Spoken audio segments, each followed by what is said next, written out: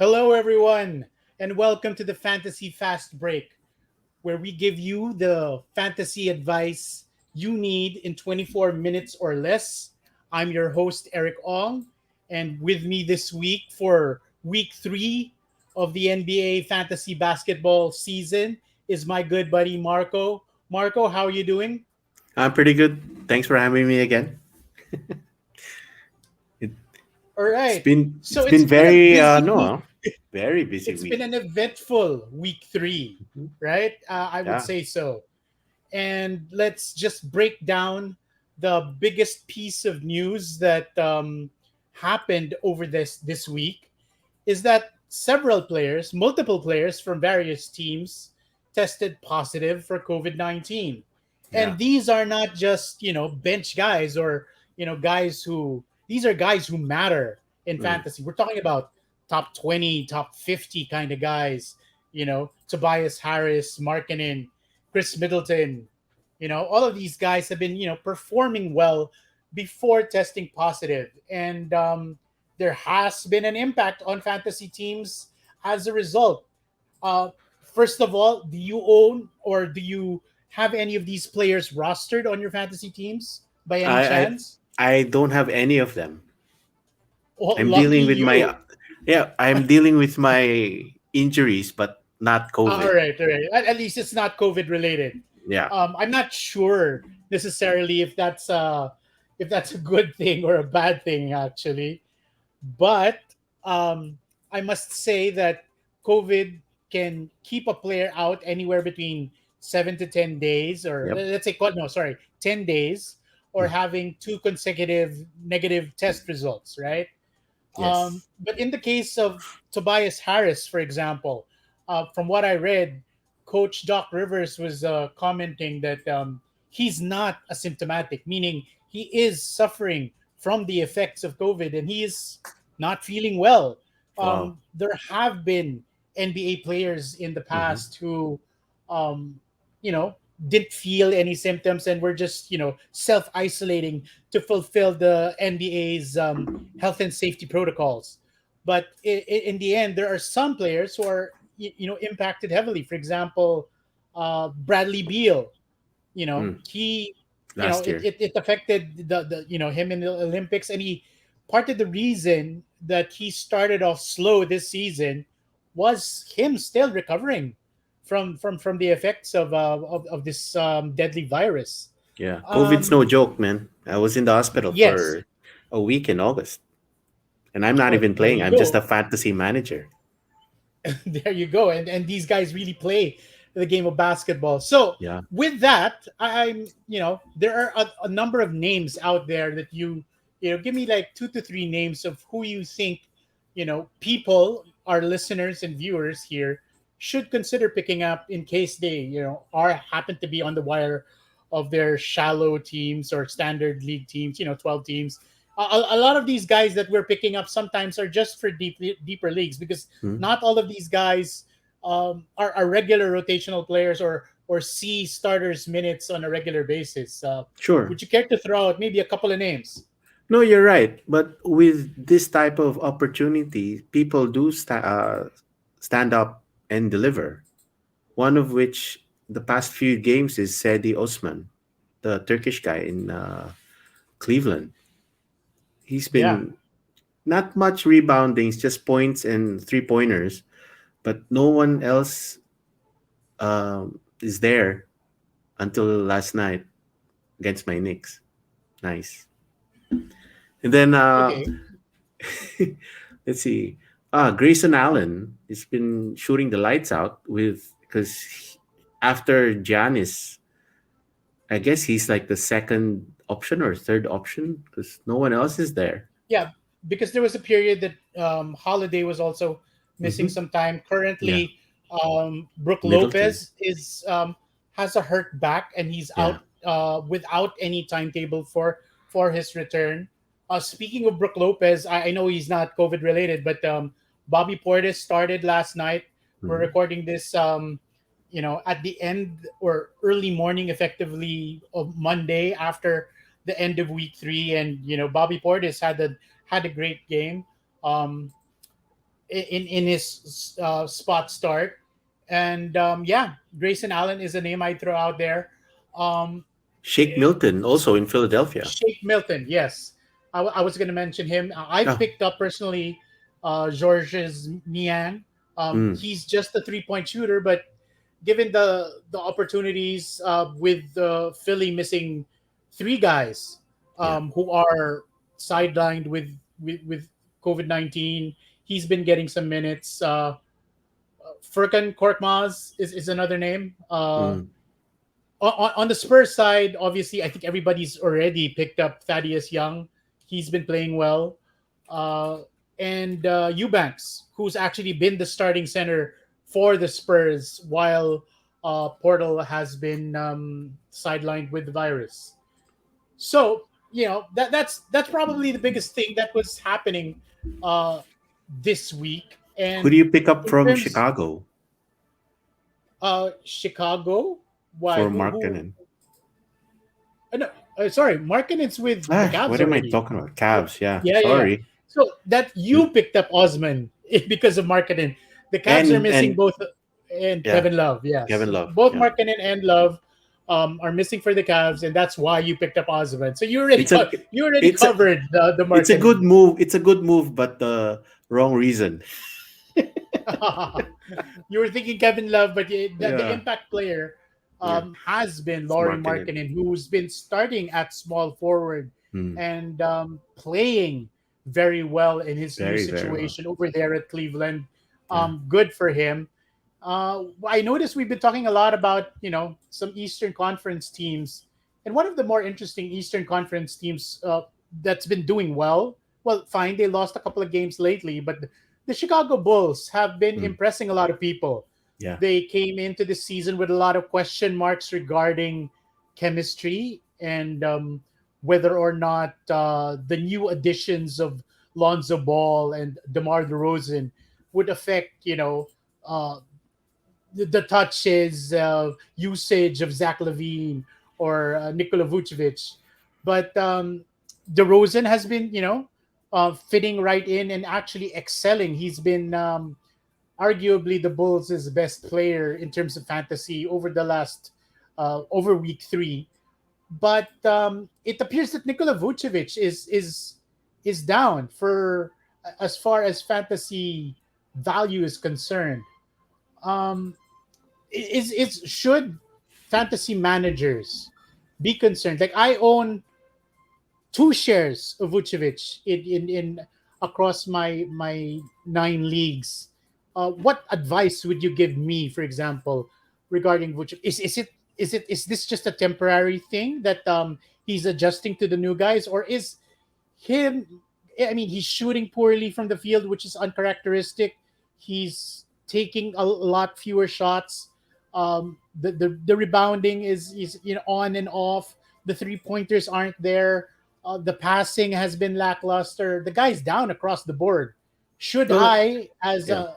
as someone rostering him, be worried? Yes, because there's a lot more people there sharing the ball in Chicago.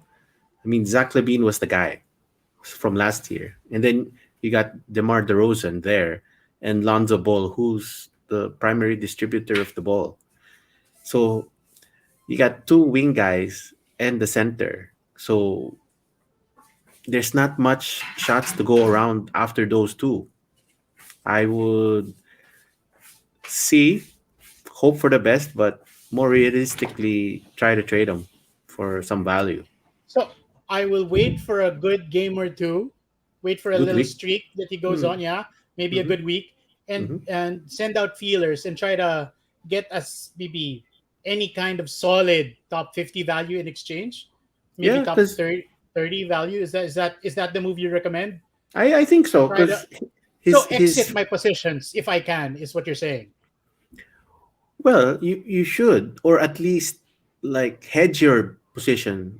I mean, 2 out of 9 is not a bad percentage. You have 9 teams, but like for me, if I had him 2 out of 3, I'd divest one that position. You know, because All right, I agree. I yeah, think personally, my assessment is that he has suffered the most, because Zach Levine is still taking a ton of shots and still Hmm. making a ton of shots. Yeah. He's also been slightly um, inconsistent, but again, it's been what, I think the Bulls have played what, maybe 11, 10 games at most so far. Is it Yeah. too early? No. I think it's about time that that it's actually clear that Vooch has to go, and trade him away from my fantasy teams. Yep. Um, I'm not saying Speaking of, sell low. I'm not saying sell yeah, yeah, low. of course, of course, of course. That's why I It's not a will. fire sale. Yeah, viewers, don't. That's one thing you shouldn't do. I mean, this. If you boil down this fantasy basketball game, it's actually a stock picking and trading game dressed in the theme of basketball. Mhm.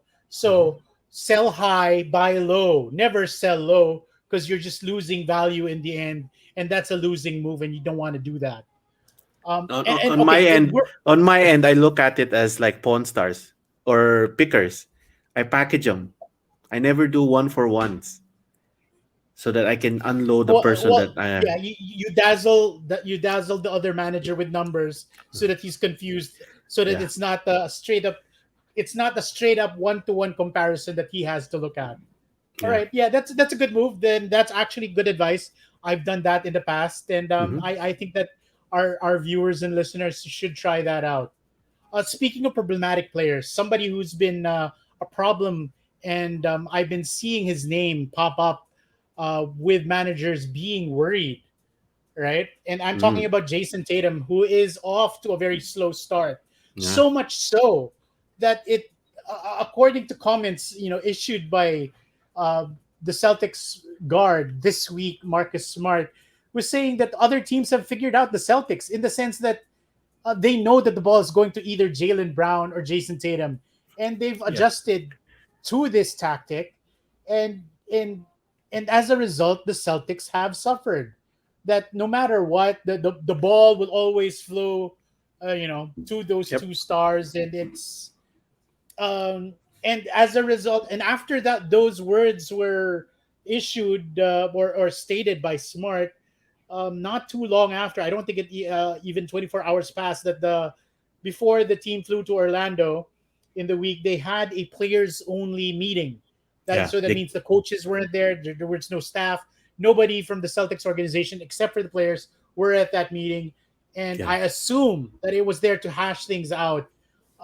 You've been following the NBA for many years, and you've seen your fair share of this kind of Team thing in the meetings. news. Not just in basketball, but Team meeting, team, player player only only, not just meetings. team meeting. Yeah. Yeah. So what Player are only meetings.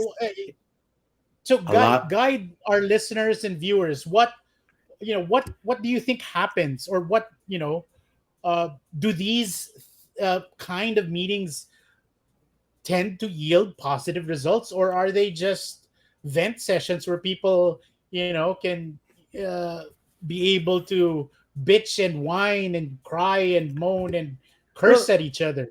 you Can it be a productive process, is what I mean? Can it fix definitely, the situation? definitely. There's a lot of cursing. Sometimes there's a lot of crying. There's a lot of throwing things across the room, trying to make a point. But at the end of the day, the communication lines are open and everyone gets to say what they need to say, need to bring it out without the coaches listening, without the media watching, and they move on after that. It's not just in basketball. I saw it this season with my New York Yankees in baseball, and they did well after it, but they still lost. So you're a complete New York sportsman. So sorry to to to move the topic around a bit. So I know you as a Knicks fan. So you also follow the Yankees. So you Mhm. follow all the New York sports clubs. Is Oh that yeah, it? sure. You follow hockey and all those Rangers. other, Hmm. the Rangers. Yeah, yeah. That so you're a a really solid New York fan. Across Yeah. multiple sports. Yeah, That's very cool. I can't get to watch the Rangers much here Yeah, in here in the Manila. But Philippines. Yeah, if you were in the States, you'd be watching Sports Center or reading the newspaper, and you get caught up. But here, primary, I'm a Knicks fan and a Yankees fan because they're easier to follow. But all right. yeah, team meetings, They're they more covered. mm, definitely, Yeah, because of course the players gonna talk after to their preferred source of meet outlets to media, and they'll say, and you hear stories and documentaries. So, but it's a good thing, I think, to thresh out all these issues that they have so that they can move on. And it's never personal. It's just business on the field or on the court that has to get handled, you know? so focusing a bit on Jason Tatum here, he was a Mm-hmm. popular mid-round pick in Mm. fantasy drafts this season. People were grabbing him anywhere between the seventh to ninth to 10th picks in a lot Mm. of in a lot of drafts, Yeah. thinking that he would be taking his game upward to another better level. But so far, he's been, I guess the only word is sucking so far. Maybe except for one, or one and a half good games. But he's been mostly disappointing and failing to live up to that mid first round ADP. Do Yeah. you But think I Jason I don't think Tatum? I don't think you have I don't think you have Jason Tatum in your teams.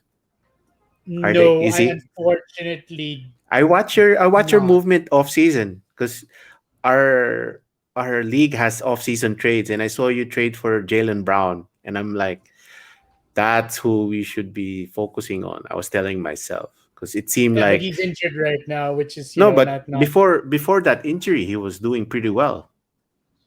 Yeah, yeah. It's like he was leading the team in scoring, Hmm. I think, for a couple of games, Yeah. etc. But okay, is Tatum gonna recover? I mean, I think he's got a better shot of bouncing back compared to Vucevic, who we just talked about. Oh yeah, because it's still Tatum's team. I mean, He's the there's star. He's the there's no man. seismic movement that will push him off that Boston Celtics is Tatum's team. Vucevic is just their third option, fourth option. So it's True, totally true. different. It's different circumstances, but And different it players, different. yeah. Yeah, yeah. I But get you. I get you. So, it all boils down to him making shots and then do passing the you ball if he's consider getting the ball. him as a buy low candidate right now? Would you float offers for Jason Tatum, for example? Yeah, Yeah, you think so? I mean, yeah, he's somebody who I can would. bounce back. Oh, Yeah, definitely. You you saw know, him last because year. I It mean, was crazy. the East is so interesting right now because there's so many slumping players. We could spend the entire 20 minutes just talking about them one by one, Yeah. and guys like Tatum, James Harden is another Mm. name of a player who's been struggling, um, and Brooklyn as a whole is almost single handedly being carried by Kevin Durant, with Harden struggling, Yeah. and he's been carrying so much load in the absence of Kyrie Irving, who is out currently because of the vaccine mandate in New York City. Hmm. Um, the latest news that came out this week after elections over there in the states is that New York is not going to be changing their vaccine mandate. Yeah. And what that means is, unless Kyrie Irving gets the COVID 19 vaccine, he's not going to be able to play for the Nets this season. Yeah. What Exactly. are He can. managers supposed?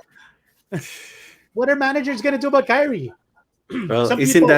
isn't that always the refrain from managers year after year? What are managers gonna do about Kyrie? Well, this is yes, I know that the uh, injuries and him being an eclectic head case are part of the topics um, there. But in this case, we're talking about him potentially missing the entirety of the season if, for whatever, if the Nets don't trade him. So um, I play in a lot of leagues. Well, two two leagues specifically that don't have IL. or IL Oh, plus slots. yeah. So, and Wow. they are daily roster changes leagues. And some of the I thankfully I don't have Kyrie on any of my teams, but there are managers out there holding on to Kyrie Irving, and they have effectively, by virtue of the function of that league, they have a dead slot, Yeah. right? Because it's a slot that's not generating games for them, considering its daily roster changes. Hmm. So should those people what should those people do, for example, with Well, Kyrie Irving?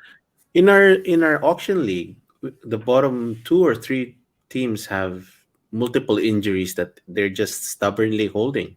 But it, it's it's a strategy. I mean, it's a legal strategy. It's valid, We yeah. can't teach. Like for me, I only teach on Tuesdays. That's a pokerism. I only teach on Tuesdays, so I never teach. But Okay. if you play them, chances are you're gonna do well because we're in a daily lineup league, and your whole bench is not playing. That's huge. Yeah. Yeah. That's like tantamount to missing some anywhere between 6 to 10 games for the week, and that's pretty much selling out Whole team. your opportunities to win so many counting stats. Yeah. And yeah, so I would exit Kyrie. I first of all not just drop him, but send out feelers. Get whatever better than free agent player from another team in Yeah. exchange, right? And And anyone there's other teams. a warm Sorry. body, a Yes. playing player is all I know at this point. There's some teams that have IL slots available, so they can absorb a Kyrie Irving in They their can line in absorb their Kyrie team, Irving. Yeah, right? It's just really yeah, just yeah. researching who has the who can risk having him on their team, who has the space, Correct. right? Yeah, yeah, that's true. Okay, folks, that's the advice that we got for Kyrie Irving. And to wrap up our 24 minutes, let's end it on a positive note. I know we were talking about, some slumping players, the COVID-19 virus, the pandemic, Yeah. problematic guys like Kyrie Irving, who's not actually sick or injured, but as a matter of choice, has chosen not to get the COVID-19 vaccine and is It's not his playing in choice. any. That's Yeah. his choice, but it's Yeah. affecting fantasy managers out there, and we were just Not trying to address their concerns. yeah. Um, just last night, on Sunday of week 3, we had triumphant, I would like to say, return. Pascal Siakam Yeah. returned for the Toronto Raptors. He actually started for the team, logged 25 minutes, had 15 points, 2 blocks. Um, it was a decent showing. I mean, it's not the standard numbers you'd see from Pascal Siakam, but considering it's his first game back after a very long layoff from the court, it's pretty good, I should say. Hmm. Um, It's a good start. it's Literally, good start. is there still a buy low for Siakam now that he's there? And so some Uh, people want to wait before a player starts playing. But Should I chase after Siakam? if you're into Siakam, this is the time. You know he's played, and it's like the Karis Levert situation where he played, and then they're gonna be in the same mold of resting him a little bit, limiting his minutes. But that's where the value is because we're not playing for week 4 or 5. We're playing for the playoffs, and by then, That's Siakam and Levert's going to be monsters again, just like last year. You know, I but agree. Toronto's a different situation. That front line stacked. A lot of people there Yeah, but none punching. of them, but they're not really playing well. I mean, you've Hmm. got a low end guy in Kem Birch. You've got an almost doghouse situation for Boucher. Mhm. Yeah. What's up with You've that, got right? uh, sh- well, from what I've been reading, it's just that Coach Nick Nurse is not satisfied with With the his effort, effort, yeah. with the effort and Mhm. with the intelligence with which he's been playing during his time on the court. Like last night, the same game that Siakam returned, Boucher just played 5 minutes, Oof. and Yeah. I think chipped in something like 2 points, one steal, one three, one block. Completely terrible numbers, terrible minutes for somebody who was taken, I think, somewhere in the mid rounds. Mm-hmm. I have two shares of Boucher, and I'm still holding on because I'm still winning so far. But if I get injured players, or if I get players who get infected with COVID, he's probably the first guy I'm First dropping. cut. And Yeah. yeah, he's gonna be my first cut. Um, I mean, I Barnes is. tried to be patient. I tried to Mm, be patient, and I've been telling people to be patient with mm. Boucher because of his. He actually has a very fantastic roto friendly line when he's playing and When playing he's well. playing. But he's not playing, and he's not playing well. So that's the crux of the matter right now with Boucher. So And a lot of you're like, look what you made me do. Like that. I You're like know, a I dad. know. Look what you made me do. No, just kidding. Yeah, yeah. But So Barnes is back also in Toronto. So that's another person that's been producing. yes, yes, he had the sprained thumb. Scottie Barnes Mm-hmm. had something like a career high 5 steals last night. That was amazing. He is currently, I think, leading in the Rookie of the Year race. Him and Mm-hmm. probably Evan Mobley Yeah. are head to head, which is still too early because it's Too we early. haven't seen enough of Cade Cunningham, who was off to a Mm-hmm. rocky start, starting off the year with an injury. But Filipino American also Jalen Green, yeah, Jalen he's Green. been not shooting the ball too well, and but he is when he's hot. He can knock down like seven threes in a row. Um, and with that, we are winding up our time. Oh, And is it time thank you already? for yes, but Wow. thank you for spending roughly a little bit over 24 minutes on the air with us. Thank you, folks. Catch us again next week. If you want to follow either me or Marco on Twitter, our Twitter handles are underneath our handsome faces. Thank you, and see you next week. Bye See bye. ya. Bye.